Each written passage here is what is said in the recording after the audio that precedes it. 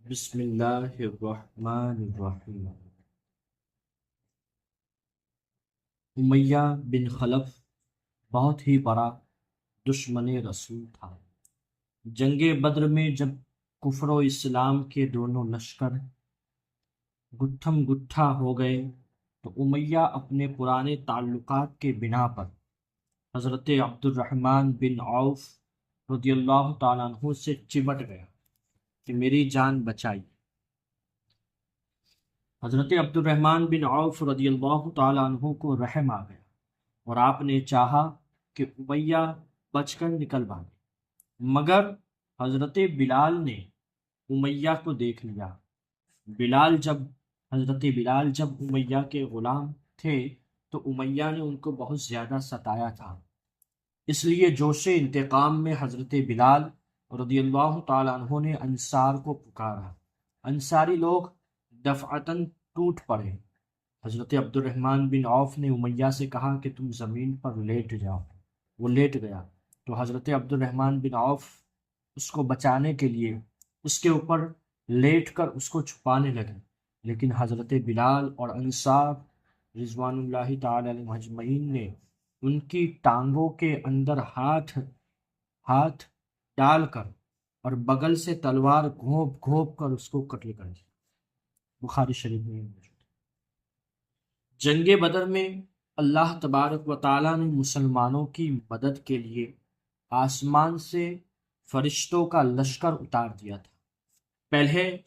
پہلے 1000 فرشتے آئے، پھر 3000 ہو گئے، اس کے بعد 5000 ہو گئے۔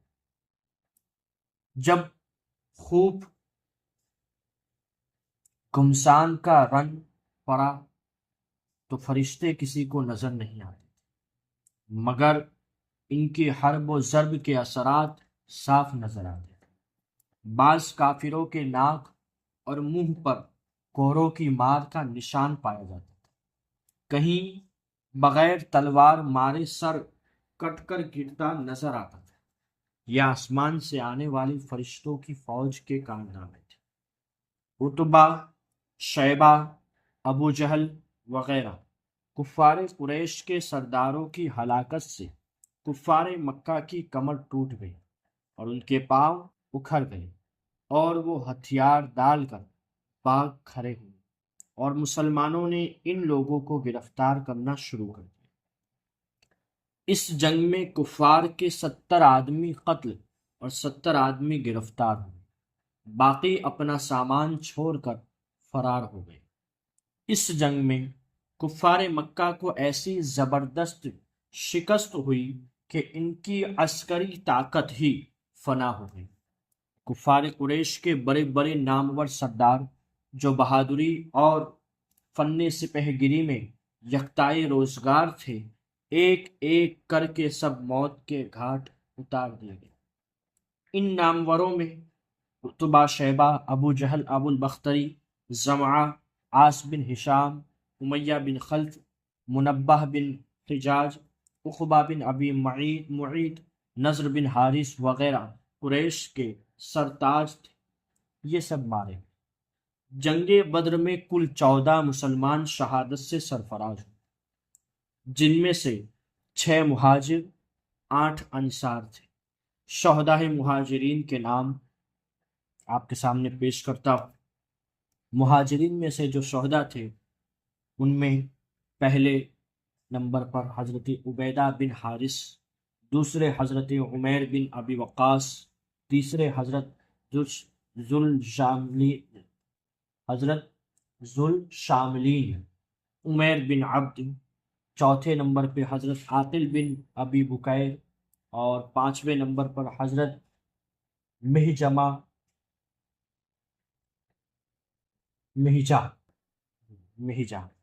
اور 6 نمبر پر حضرت صفوان بن بیضہ۔ اور انصار کے ناموں کی فہرست آپ کے سامنے پیش کرتا ہوں، جن میں سے حضرت سعد بن خیثمہ، حضرت بشیر بن عبد المنذر، حضرت حارثہ بن سراقہ، حضرت معوذ بن عفرہ، حضرت عمیر بن حمام اور حضرت رافع بن معلّہ، حضرت عوف بن افرا، حضرت یزید بن حارث رضوان اللہ تعالی علیہ اجمعین، یہ 14 صحابہ۔ ان شہدائے بدر میں سے 13 حضرات تو میدان بدر ہی میں مدفون ہو گئے، مگر حضرت عبیدہ بن حارث نے چونکہ بدر سے واپسی پر منزل صفرا میں وفات پائی، اس لیے ان کی قبر شریف منزل صفرا میں ہے۔ حضور اکرم صلی اللہ تعالی علیہ وسلم کا ہمیشہ یہ طرز عمل رہا کہ جہاں کبھی کوئی لاش نظر آتی تھی آپ اس کو دفن کروا دیتے، لیکن جنگ بدر میں قتل ہونے والے کفار چونکہ تعداد میں زیادہ بہت تھے، سب کو الگ الگ دفن کرنا ایک دشوار کام تھا، اس لیے تمام لاشوں کو آپ نے بدر کے ایک گڈھے میں ڈال دینے کا حکم۔ چنانچہ صحابہ کرام نے تمام لاشوں کو گھسیٹ کر گڈھے میں ڈال دیا۔ امیہ بن خلف کی لاش بھول گئے تھے، صحابہ کرام نے اس کو گھسیٹنا چاہا تو اس کے اعضاء الگ الگ ہونے لگے، اس لیے اس کی لاش وہی مٹی میں دبا دی۔ جب کفار کی لاشیں بدر کے گڈھے میں ڈال دی گئی تو حضور سرور عالم، نور مجسم، رحمت عالم، محسن اعظم، احمد مصطفیٰ، محمد مصطفیٰ صلی اللہ تعالی علیہ وسلم نے اس گڈھے کے کنارے کھڑے ہو کر مقتولین کا نام لے کر اس طرح پکارا کہ عتبہ بن ربیعہ، اے فلاں، اے فلاں، کیا تم لوگوں نے اپنے رب کے وعدے کو سچ پایا؟ ہم نے تو اپنے رب کے وعدے کو بالکل ٹھیک سچ پایا۔ حضرت عمر فاروق رضی اللہ تعالیٰ عنہ نے جب دیکھا کہ حضور کفار کی لاشوں سے خطاب فرما رہے ہیں تو ان کو بڑا تعجب ہوا، چنانچہ انہوں نے عرض کیا، یا رسول اللہ صلی اللہ تعالی علیہ وسلم، کیا آپ ان بے روح کے جسموں سے کلام فرما رہے ہیں؟ یہ سن کر ہمارے اور آپ کے آقا رحمت عالم صلی اللہ تعالی علیہ وسلم نے ارشاد فرمایا کہ اے عمر، قسم اللہ کی جس کے قبضے قدرت میں میری جان ہے کہ تم یعنی زندہ لوگ میری بات کو ان سے زیادہ نہیں سن سکتے، لیکن اتنی بات ہے کہ یہ مردے جواب نہیں دے سکتے۔ بخاری شریف میں جلد اول میں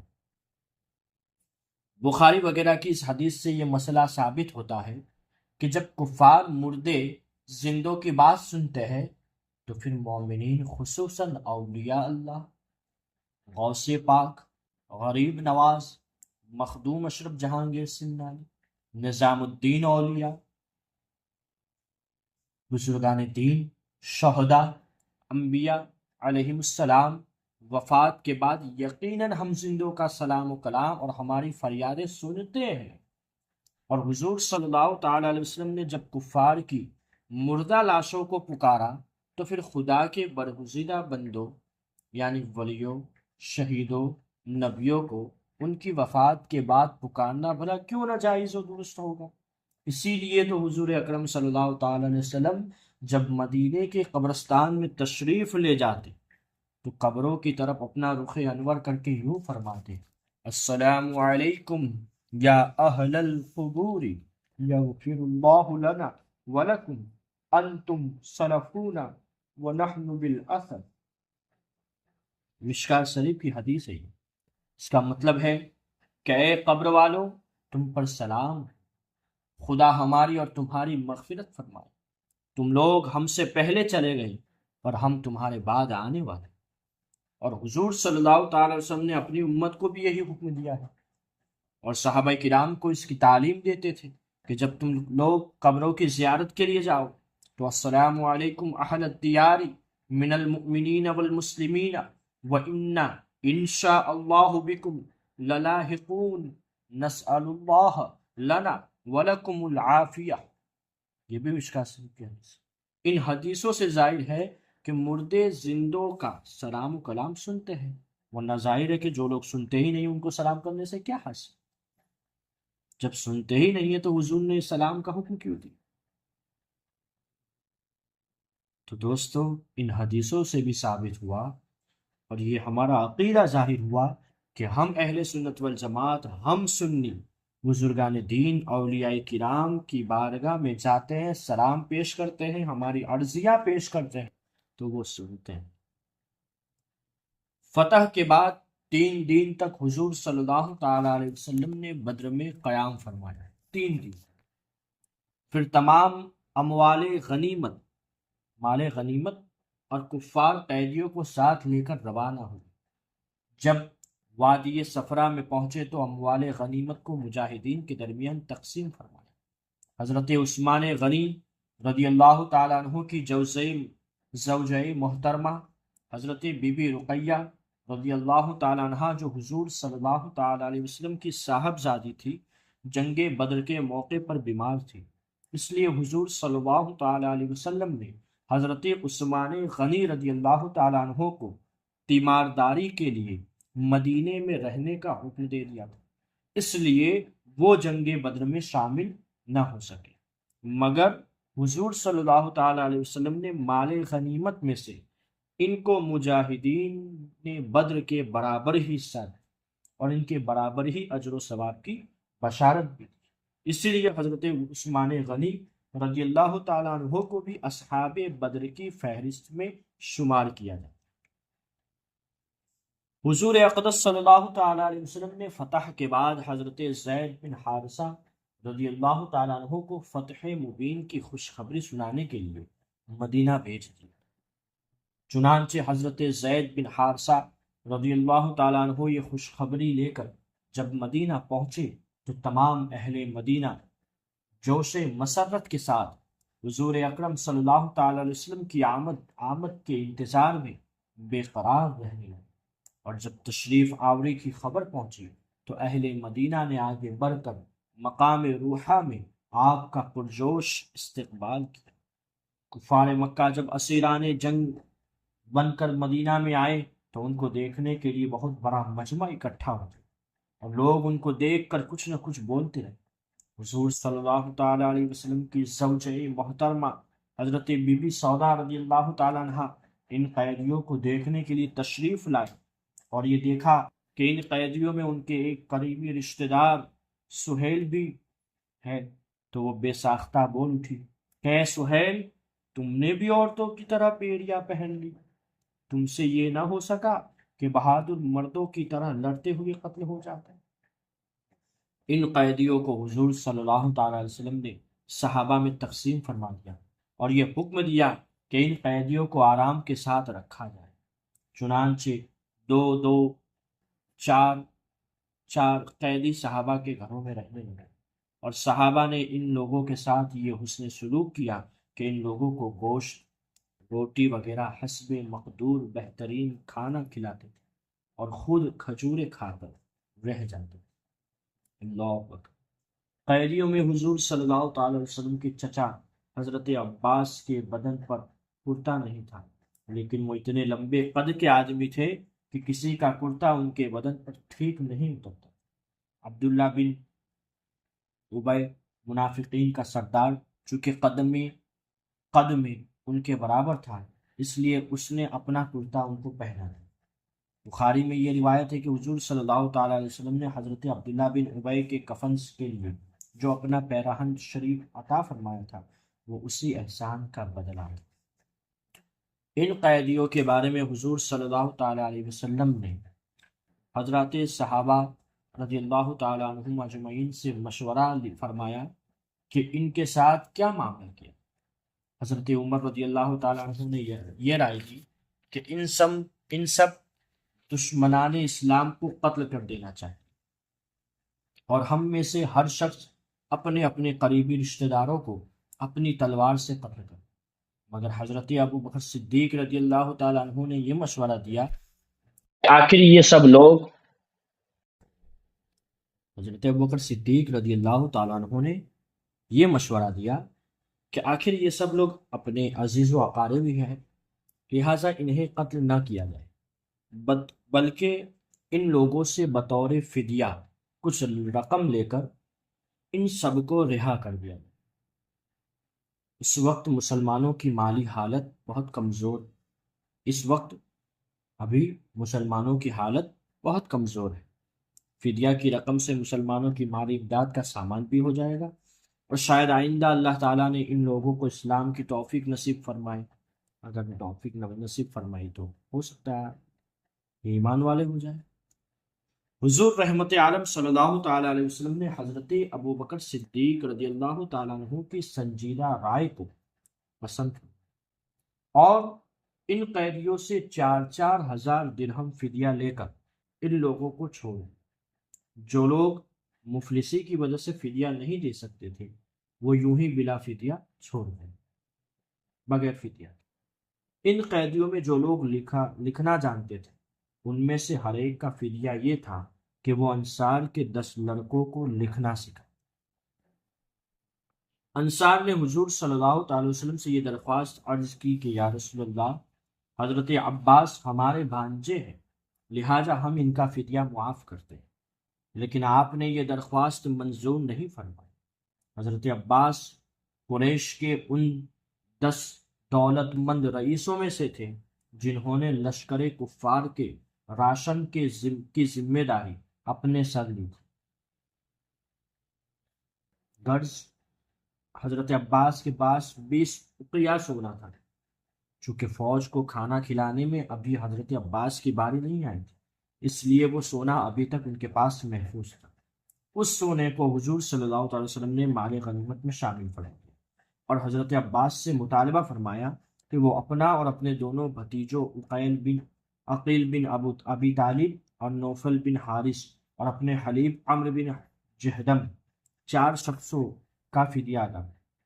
حضرت عباس نے کہا کہ میرے پاس کوئی مال ہی نہیں ہے، میں کہاں سے فدیہ ادا کروں؟ یہ سن کر حضور صلی اللہ تعالی علیہ وسلم نے فرمایا کہ چچا جان، آپ کا وہ مال کہاں ہے جو آپ نے جنگ بدر کے لیے روانہ ہوتے وقت اپنی بیوی ام الفضل کو دیا تھا اور یہ کہا تھا کہ اگر میں اس لڑائی میں مارا جاؤں تو اس میں سے اتنا مال میرے لڑکوں کو دے دینا؟ یہ سن کر حضرت عباس نے کہا کہ قسم ہے خدا کی، جس نے آپ کو حق کے ساتھ بھیجا ہے، کہ یقیناً آپ اللہ کے رسول ہیں، کیونکہ اس مال کا علم میرے اور میری بیوی ام الفضل کے سوا کسی کو نہیں تھا۔ چنانچہ حضرت عباس نے اپنا اور اپنے دونوں بھتیجوں اور اپنے حلیف کا فدیہ ادا کر کے رہائی حاصل کی۔ پھر اس کے بعد حضرت عباس، حضرت عقیل اور حضرت نوفل تینوں مشرف اسلام۔ جنگ بدر کے قیدیوں میں حضور صلی اللہ تعالی علیہ وسلم کے داماد ابو العاص بن ربیع بھی تھے۔ یہ حالہ بنت خویلد کے لڑکے تھے اور حالہ حضرت بی بی خدیجہ رضی اللہ تعالیٰ عنہا کی حقیقی بہن تھی۔ اس لیے حضرت بی بی خدیجہ رضی اللہ تعالیٰ عنہا نے رسول کریم صلی اللہ تعالیٰ علیہ وسلم سے مشورہ لے کر اپنی لڑکی حضرت زینب کا ابو العاص بن ربیع سے نکاح کر دیا۔ حضور صلی اللہ علیہ وسلم نے جب اپنی نبوت کا اعلان فرمایا تو آپ کی صاحبزادی حضرت زینب نے تو اسلام قبول کر لیا، مگر ان کے شوہر ابو العاص مسلمان نہیں، ورنہ حضرت زینب کو اپنے سے جدا کیا۔ ابو العاص بن ربیع نے حضرت زینب کے پاس قاصد بھیجا کہ فدیہ کی رقم بھیج دے۔ حضرت زینب کو ان کی والدہ حضرت بی بی خدیجہ نے جہیز میں ایک قیمتی ہار بھی دیا۔ حضرت زینب نے فدیے کی رقم کے ساتھ وہ ہار بھی اپنے گلے سے اتار کر مدینہ بھیج دیا۔ جب حضور صلی اللہ تعالی علیہ وسلم کی نظر اس ہار پر پڑی تو حضرت بی بی خدیجہ رضی اللہ تعالی عنہا اور ان کی محبت کی یاد نے قلب مبارک پر ایک ایسا رقت انگیز اثر ڈالا کہ آپ رو پڑے اور صحابہ سے فرمایا کہ اگر تم لوگوں کی مرضی ہو تو بیٹی کو اس کی ماں کی یادگار واپس لے۔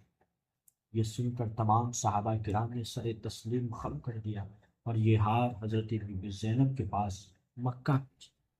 ابو العاص رہا ہو کر مدینے سے مکہ آئے اور حضرت بی بی زینب کو مدینہ بھیج دیا۔ ابو العاص بہت بڑے تاجر تھے، یہ مکہ سے اپنا سامان تجارت لے کر شام گئے اور وہاں سے خوب نفع کما کر مکہ آ رہے تھے کہ مسلمان مجاہدین نے ان کے قافلے پر حملہ کر کے ان کا سارا مال و اسباب لوٹ لیا۔ یہ مال غنیمت تمام سپاہیوں میں تقسیم بھی ہو گیا۔ ابو العاص چھپ کر مدینہ پہنچے اور حضرت زینب رضی اللہ تعالیٰ عنہ نے ان کو پناہ دے کر اپنے گھر میں اتارا۔ حضور صلی اللہ تعالیٰ علیہ وسلم نے صحابہ کرام سے فرمایا کہ اگر تم لوگوں کو کی خوشی ہو تو ابو العاص کا مال و سامان واپس کر دو۔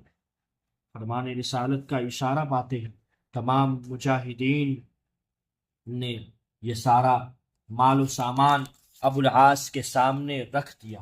ابو العاص اپنا سارا مال و اسباب لے کر مکہ آئے اور اپنے تمام تجارت کے شریکوں کو پائی پائی کا حساب سمجھا کر اور سب کو اس کے حصے کی رقم ادا کر کے اپنے مسلمان ہونے کا اعلان کر دیا، اور اہل مکہ سے کہہ دیا کہ میں یہاں آ کر اور سب کا پورا پورا حساب ادا کر کے مدینہ جاتا ہوں، تاکہ کوئی یہ نہ کہہ سکے کہ ابو العاص ہمارا روپیہ لے کر تقاضے کے در سے مسلمان ہو کر مدینہ بھاگ گیا۔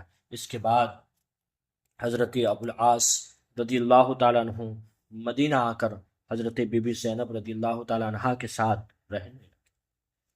انشاءاللہ تبارک و تعالیٰ اس کے بعد نیکسٹ پارٹ میں ذکر کیا جائے گا۔ تب تک کے لیے جزاک اللہ خیر۔